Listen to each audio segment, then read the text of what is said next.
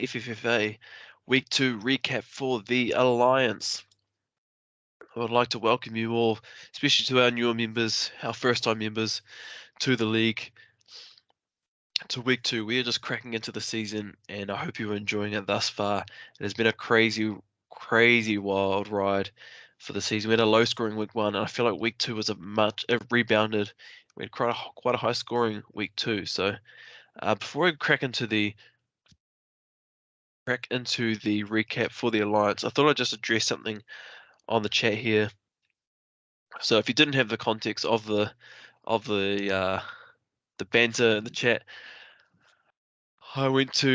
I said today in jest, weekly reminder to everyone that Debo is mud. Now, if you don't have the backstory, you may think that I actually think Debo is mud, but this is not the case. This is a reference to something that Dre said, as usual, last year, that Debo was mud. On a recap, I can actually find the clip. I did clip it. We said Debo was mud. I was with Lloyd and Simon. It was an outrageous comment that he made, so I like to bring that up with him every now and then when Debo has a fantastic game like he did today. So I do not think Debo is mud. He's great. It is Dre that thinks Debo is mud.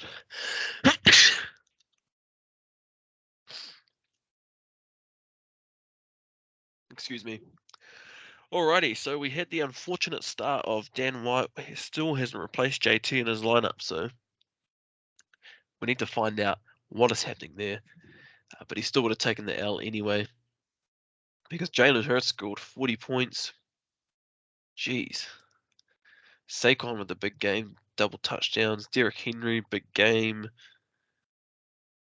Oh, that's right. I forget the scoring settings is different in this league. Devonta Smith with the big game. Debo, Hawkstrap, Puka. And so as a 1640, the Hurt locker is looking... It should be the Hurts locker. Aaron, you've stuffed that up. You meant to use the entire player's name in the title. It should be the Hurts locker, not the Hurt locker. But your team's looking good. I mean, love Puka, love Nico Collins start. Man, big weeks from them. But nothing on the defensive side at all except for Anzalone. So I'm sure once Dan irons out his team, he should have actually put up more of a fight. Who did he have on his bench?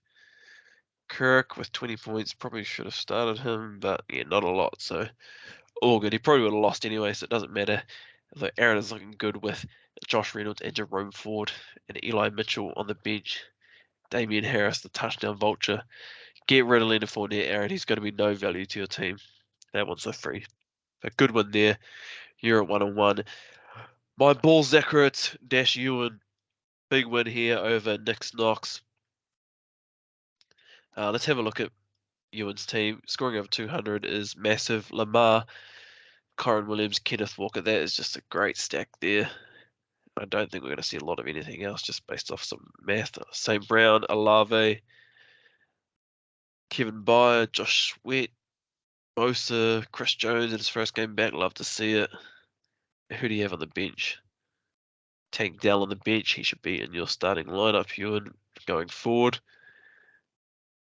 It's a big defensive day for Nick Knox. He just didn't have it on the offensive side of the ball. So unlucky with Breece Hall and Josh Jacobs, Pittman and Hopkins. Yeah, just nothing really aside from Lockett on offense. Always got the Lockett Metcalf stack. Jeez, that is...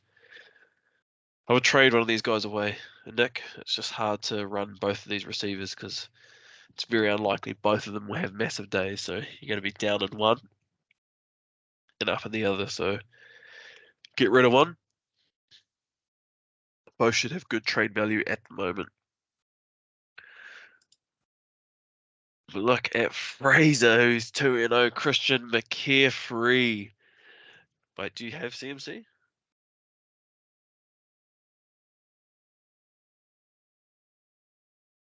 Fraser, you can't name your team after a player who's not on your team. That is absolutely ridiculous. Change your team name as soon as you watch this.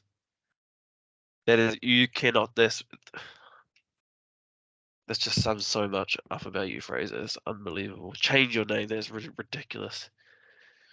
Obviously a big week from Goff.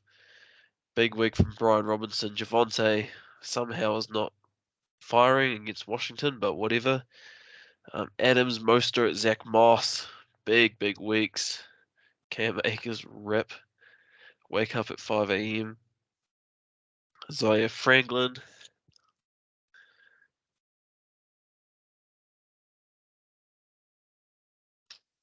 Sorry, I'm just about to sneeze here.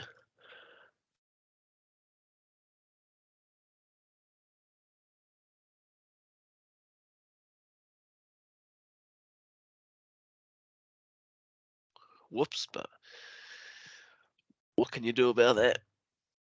Sky Moore on the bench, fair enough. Zay Flowers probably should have been in the starting lineup, but not a worry. Because you got the win anyway, but you need to change that name. It's absolutely ridiculous. Zah, on the other hand, had Lawrence, probably underperformed there. McCaffrey and Higgins, and then lost both two safeties. That's a rip. But you need help on the defensive side, Zah. Hit up Dre. You got Damari Davis on your bench. He should be in your lineup. Drop these guys. They're useless to you. And you're starting Amari Cooper every week unless he is not on the field. Unlucky to not have Jones because he would have helped you out immensely there. But yeah, Zah's 1-1, and I guess Fraser's top of the table with that high score. Oh no, he's not. He's in second. So great to see. Change that dumb name. God, that's stupid.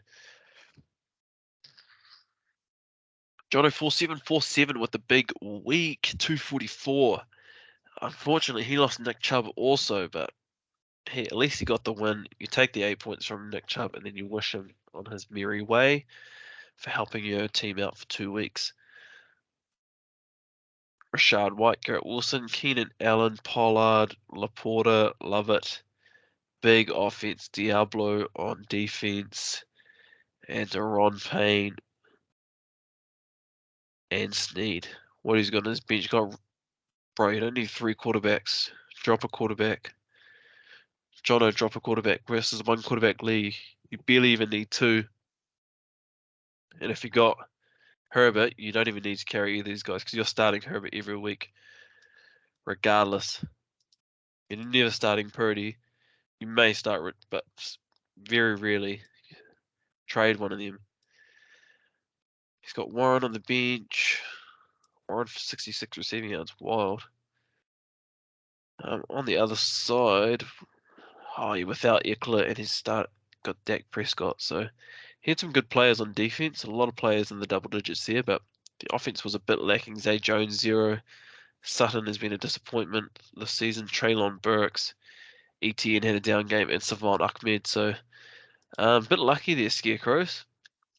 Score 200 is no joke, but you just came up against the juggernaut of the week. So fortunately dropped to 0-2, but it's only 2 weeks. You can lose 2, you can win 2. You're 500 after 4 weeks. No dramas. Messi in Miami taking the big dub over Gordon Ramey. High scoring affair here. Let's have a look. 34 from Swift. Man, that Vikings defense. If you've got Josh Kelly and Eckler doesn't play, he's going to have a big week this week against Minnesota. Hill, Diggs, Gabe Davis with a big week. Again, you probably don't want to have Diggs and Davis unless you have Josh Allen. Okay, you have Josh Allen. Fair enough, then keep writing those bills. Kelly with the down week, but didn't really matter for Chris.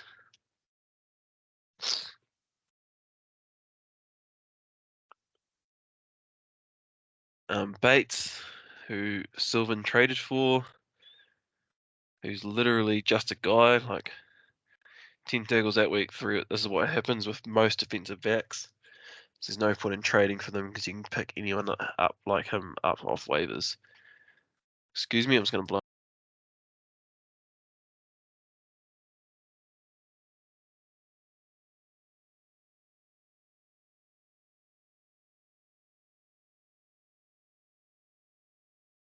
Apologies there, boys.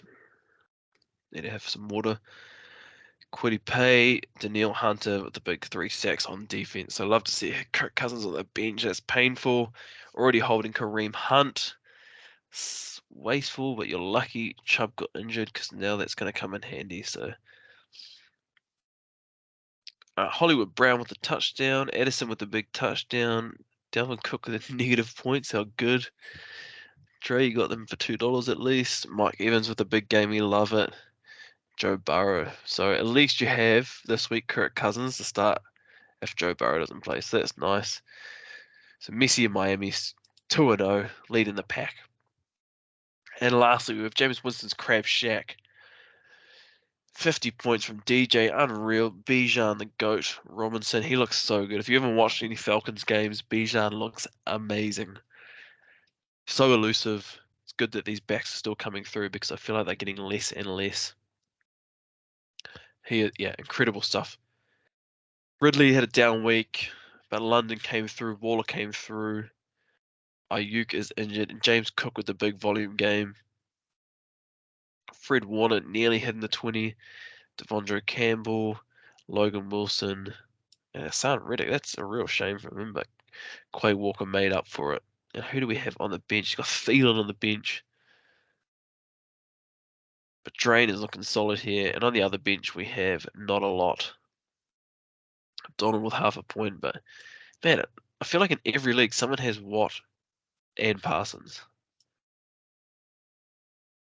And then we have Montgomery, Hitt, Ingram, Pickens, JJ, Stevenson, Gibbs, and Geno. So, I mean, that's a real unlucky loss there, Max. I only just realized the score of that right now. To both score over 220 and lose by 2 points is devastating. So, I mean, your team looks good though, Max.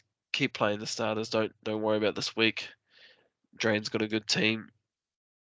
And so we'll see. So yeah, Drain's actually top of the table, followed by Fraser and then Chris, all 2-0. So, and just remember, it's only week 1, guys. Sorry, week 2. You can lose 4. You can lose the first 4, still make the playoffs. It's not a major. Don't panic. Don't do anything dumb like Sylvan did in the Premiership, where he traded away James Cook and Garrett Wilson for pretty much no one. So we had a trade here, Zay Flowers for Jamal Williams and Gus Edwards. That is great for whoever is getting Zay Flowers. Zar just offloaded a backup running back and a plotter of running back. Gus Edwards is low volume. He doesn't catch the ball. Zay Flowers he's clearly involved in the Baltimore offense. Wouldn't say he's number 1 because Mark Andrews is the number 1 receiving option, but they are scheming up plays for him. That is great for Zar. We also had Najee Harris for Raheem Mostert and Sky Moore.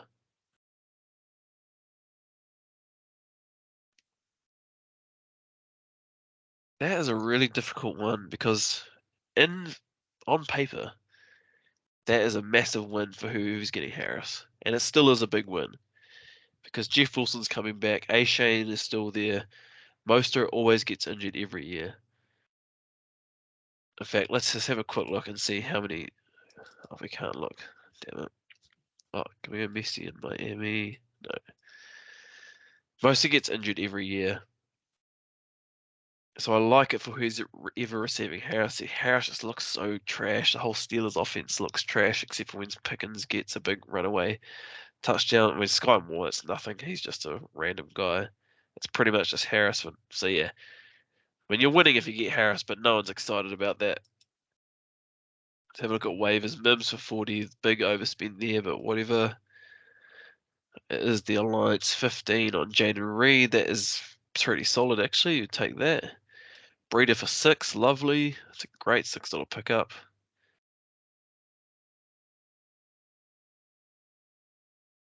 Nothing much. 5 for Kendra Miller, like that. You can probably start him this week. Yeah, so to be honest, the most egregious waivers have been from the guys in the Prems this week. A couple of people freaking out. 80 for Breeder. He went for 6 in the Alliance. So the Alliance guys are scooping up that value. So congrats to everyone in the Alliance on waivers. You are doing really well. So that is it for the recaps for this week, guys. Thanks for tuning in. If you watched it all 3, or if you're just watching the Alliance, appreciate you watching this far. Remember to watch a couple more weeks before you start freaking out, start doing crazy trades. Just be patient. If you lose 4 in a row, you can win 4 in a row and come out 500. So good luck to everyone this week, and we'll see y'all next week.